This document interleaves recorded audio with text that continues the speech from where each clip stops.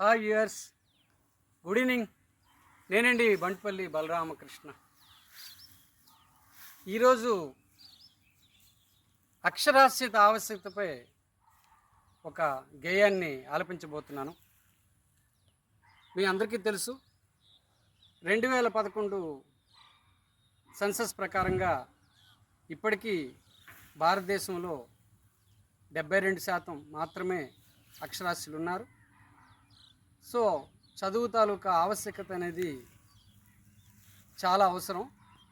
దీనిపై గతంలో ఒక జనబాహుల్యంలో వచ్చినటువంటి ఒక పాట, కొండల్లో కోయిల పాట అనేది ఈరోజు మీకు సమర్పిస్తున్నాను. ఓ కొండల్లో కోయిల పాటలు పాడాలి, పల్లెల్లో అక్షర దీపం వెలగాలి, పల్లెల్లో అక్షర దీపం వెలగాలి. ఓ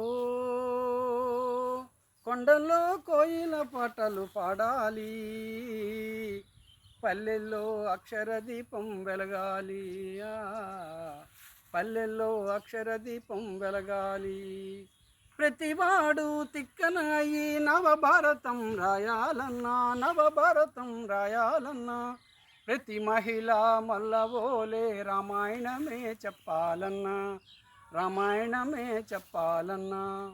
ప్రతివాడు తిక్కనాయి నవభారతం రాయాలన్నా, ప్రతి మహిళ మల్లవోలే రామాయణమే చెప్పాలన్నా.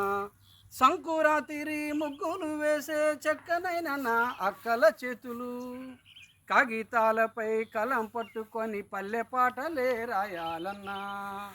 సంకురాతిరి ముగ్గులు వేసే చక్కనైన మా అక్కల చేతులు, కాగితాలపై కలం పట్టుకొని పల్లె పాటలే రాయాలన్నా. ఓ కొండల్లో కోయిల పాటలు పాడాలి, పల్లెల్లో అక్షర దీపం వెలగాలి, పల్లెల్లో అక్షర దీపం వెలగాలి. కాడి పట్టుకొని మేడి పట్టుకొని సారీరు వారరు దున్నిన రైతులు, పలక పట్టుకొని బలపం పట్టి అక్షరాలనే దిద్దాలన్నా.